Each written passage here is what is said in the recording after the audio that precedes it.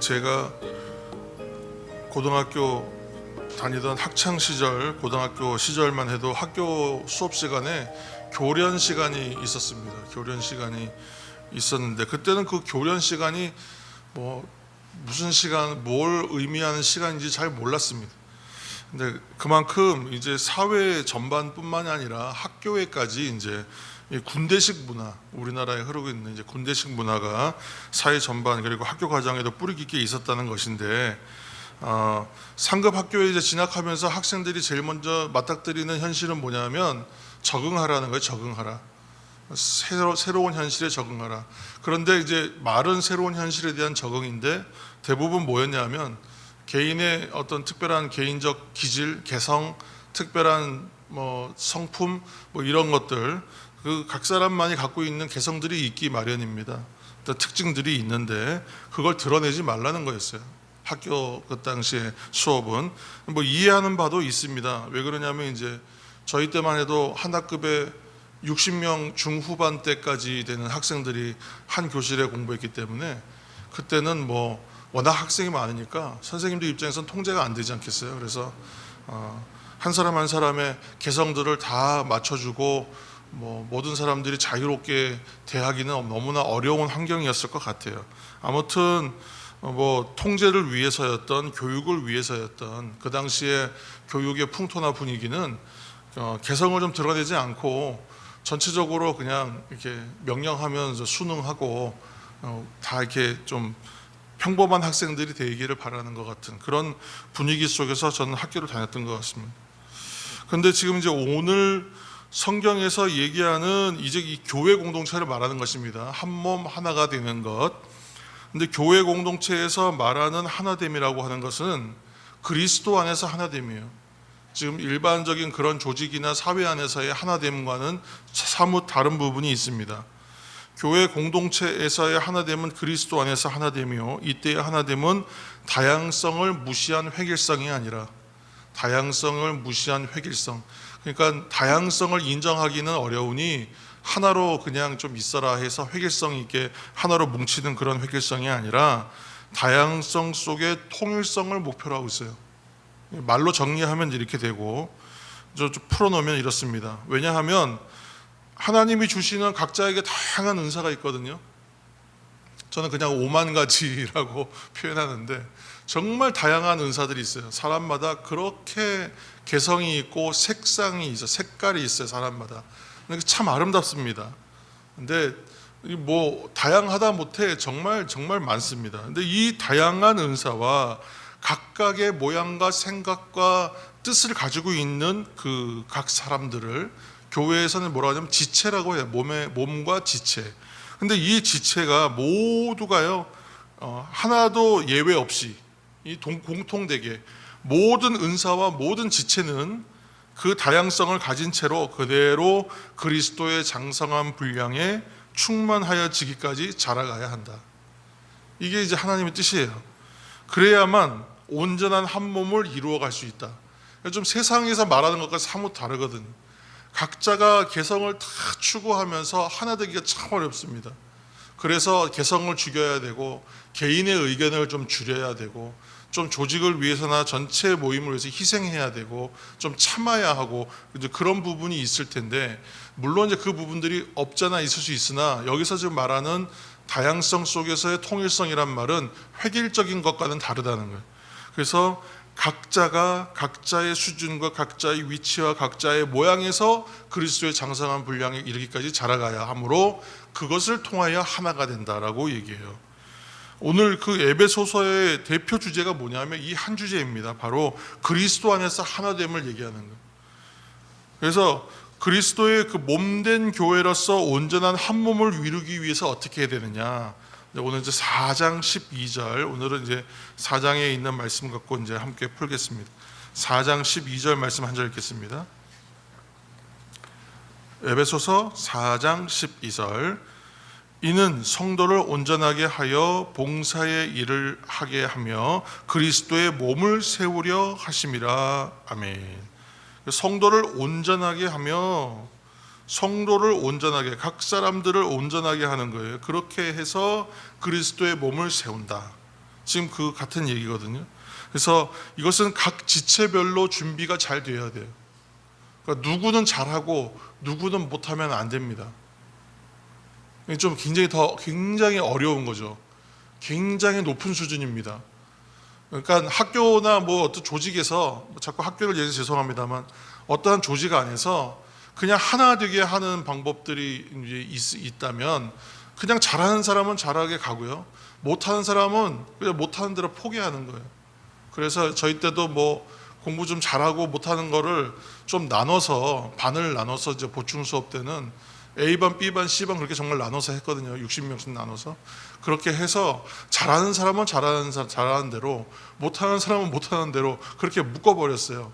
그래서 그렇게 가면 되는 거라고 얘기했어요. 근데 지금 얘기는 뭐냐면 각 지체가 준비가 잘 돼야 돼요. 교회에서의 영적 공동체가 하나됨에 있어서는 모두가 함께 그리스도의 장성한 분량까지 자라가야 돼요. 각 지체별로 준비가 잘 돼야 돼요. 그렇기 때문에 여기에서 통용되는 이제 원리가 하나 있는데, 우리가 그 달란트 비유에서처럼 누구는 몇 개를 가졌느냐를 바라보면 안 됩니다. 여기는 누가 많이 가졌느냐를 비교하는 것이 없어요. 하나됨에서는. 두 번째는 똑같이 주는 것도 아니에요. 차등 없이 하나씩만 주는 것도 아닙니다. 그런 획일성도 없어요. 다만 그리스도께서, 여기는 이제 에베소서에서는 좀 특별하게 성령께서 모든 은사와 그런 각약의 능력을 주신다, 또 동일하게 그리스도께서 주신다, 이렇게 두 가지로 표현하고 있는데, 그리스도께서 그리고 성령께서 각 사람에게 주신 은사는요, 온전한 몸을 이루기 위하여 각각 온전하여져야 된다. 이게 무슨 말씀인지 잘 깊이 이해해야 됩니다. 각 사람에게는요, 각각의 독특하고 특별한 은사를 다 주셨다. 그리고 그 은사를 받은 그 각 사람도 당연히 특별하겠죠. 근데 이 특별한 각 사람과 각 지체는 그 특별하게 받은 은사를요, 그리스도의 장성한 분량에 이르기까지 자라도록 잘 준비해야 된다. 그렇게 하여 그 전체가 하나로 어우러지고 온전한 몸이 된다, 온전한 교회가 되고 온전한 공동체가 된다고 얘기하고 있는 것입니다. 그러므로 여기에서는 누가 많이 가졌느냐라는 비교는 무의미해요. 모두가 똑같이 가졌습니까? 그것도 무의미해요. 각자는 달라요. 그러나 모두가 받았어요. 많이 가졌습니까? 적게 가졌습니까? 비교 대상이 아니에요. 똑같이 하나씩은 받았습니까? 그것도 비교 대상이 아니에요. 하나님은 각 사람에게 각양의 색깔로 아름답게 나눠주시고 그것이 더 아름다워지도록 힘쓰라고 말씀하고 계시는 거예요. 그리고 그 힘쓰고 애쓰는 아름다움이 다 합쳐지면요, 세상에 없는 아름다운 것으로 빛나는, 그게 영적 공동체의 빛나는 하나됨입니다. 그래서 누구는 먼저 되고 누구는 나중되어서는 한 몸 이루기 어렵지 않겠습니까? 그래서 같이 가야 되는, 항상 생각하는 게 있어요. 군대 가서 이제 제일 남자들이 힘들어하는 것 중에 하나가 그 선착순 한 명이잖아요. 그래서 이 선착순 한 명은 영원히 한 명이에요. 그래서 계속 1등만 가립니다. 그러면 영원히 뛰어다녀야 되거든요. 그런데 나중에 훈련소에서 하는 선착순에는 나중에는 요령이 생겨요. 그래서 누가 먼저 가지 않고 다 발을 맞춰서 같이 어깨동무하고 함께 들어갑니다. 그러면 끝나요. 그래서 이 하나됨이 무엇이고 하나됨이 어떤 의미가 있고 함께 가는 동기들이 얼마나 중요한지를 깨닫게 해주는 시간. 그래서 지나고 나면 선착순 참 되게 정겹습니다. 그것처럼 하나 되는 과정은 매우 어렵지만 알고 나면요, 이처럼 큰 은혜가 없습니다. 하나 되게 하시고 그 하나 되게 하신 것을 힘써 지키라는 말씀이 왜 우리에게 은혜의 말씀이 되는가, 오늘 이 새벽에 깨달으시는 저와 여러분 되기를 예수님으로 축복합니다. 그리스도 안에서 하나 된 각 지체가요, 13절 말씀도 한 절 읽겠습니다. 4장 13절,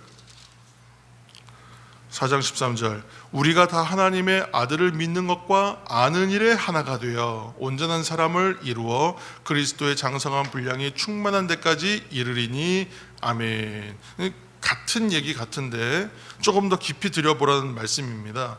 그래서 그리스도 안에서 하나 된 각 지체가 오늘 13절 말씀처럼 그리스도의 장성한 분량에 이르기까지 자라가고, 온전한 사람처럼 세워지기 위한 과제가 뭐냐면 우리가 계속 얘기하고 있는 영적 성숙이에요.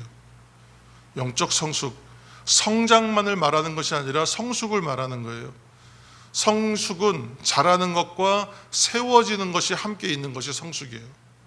오늘 성경에 있는 표현대로 말하자면 자라감과 세워감이에요. 성장도 해야 돼요. 자라가야 돼요. 그렇지만 어떻게 돼요?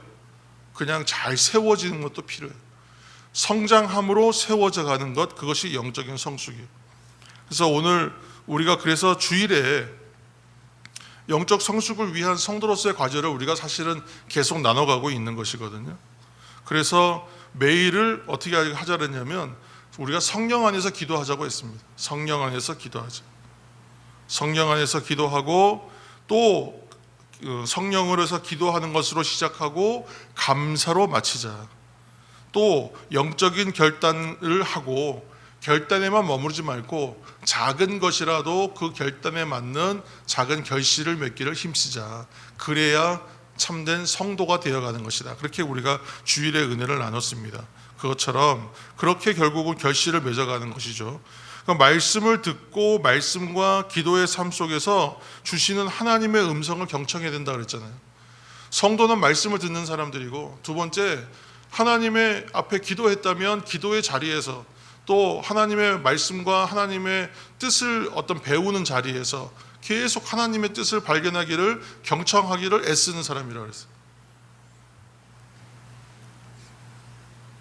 마지막으로 우리 4장 1절입니다. 오늘의 결론의 말씀 4장 1절입니다. 4장 1절. 그러므로 주 안에서 갇힌 내가 너희를 권하노니 너희가 부르심을 받은 일에 합당하게 행하여. 아멘. 이 말씀이 결국은 사도 바울이 에베소 교인들을 향하여, 오늘날 우리 성도된 우리들을 향하여 이제 권면의 말씀이죠. 결국은 부르심에 합당한 삶을 살아야 한다. 부르심에 합당한 할 때, 이 합당하다는 것은 제가 이제 몇 번 비유를 들었습니다만 이 천칭 저울이 있는데 이 저울의 밸런스를 말하는 거거든요. 그래서 이 부르심이 크면 합당함도 커야 되겠죠. 균형이 맞으려면. 부르심이 뭐 좀 얕으면 저희도 얕게 해도 돼요. 그런데 이 부르심에 합당한 수준이란 건 이 부르심의 무게만큼 우리도 거기에 맞춰서 살아야 된다는 얘기. 그러니까 이 말씀 안에서 오늘 시작된 이야기들입니다. 결국은 이거는 큰 이제 담론입니다. 성도로서 어떻게 살아가야 하는가. 각자에게는요, 아까 말씀드린 대로 아름다운 은사와 특별하게 부르신 부름들이 각자에게 다 있다는 것이. 그래서 그 각 사람이 부르심에 합당한 삶을 살라는 이 말이 곧 그리스도의 장성한 분량에 이르기까지 각각의 은사와 각각의 지체로서 준비를 잘 하라는 거예요. 그 목적은 뭐예요? 자라가는 것과 세워지는 영적인 성숙이다. 똑같은 얘기입니다. 그래서 뭘 이뤄요? 한 몸을 이루는 거예요. 교회처럼. 그리고 뭘 이뤄요? 온전한 몸을 이루어가요. 이것은 각자가 해야 될 일이요, 전체가 함께 이루어가야 될 동시 과제인 것입니다. 이 일들을 우리는 영적 성숙으로 또 부르심에 합당한 삶으로 얘기하고 있습니다. 성도는 구원을 이미 하나님의 선물로 받았습니다. 그래서 그 선물 받음에 합당하게 살라는 거예요. 성도는 이미 어둠이 아닌 빛의 자녀예요. 사망이 아닌 생명으로 옮겨졌어요. 그러므로 오늘도 우리가 살아가는 매일의 삶은 잘하든 못하든 간에 이미 그리스도의 장성한 분량을 향하여 나가는 삶입니다. 그렇기 때문에 이 삶을 어떻게 살아내야 될까? 잘 살아야 되겠죠. 그 주일을 말씀드린 대로 내가 안다는 것은 그대로 산다는 의미다라고 말씀드렸고, 잘 산다는 의미는 뭐예요? 잘 알아가고 그 말씀대로 살아내는 것을 말한다 말씀드렸습니다. 오늘도 그래서 그리스도의 장성한 분량에 이르도록 성령 안에서 잘 살아가시고 잘 살아내시는 저와 여러분이 되시기를 예수님의 이름으로 축복합니다. 함께 기도하겠습니다.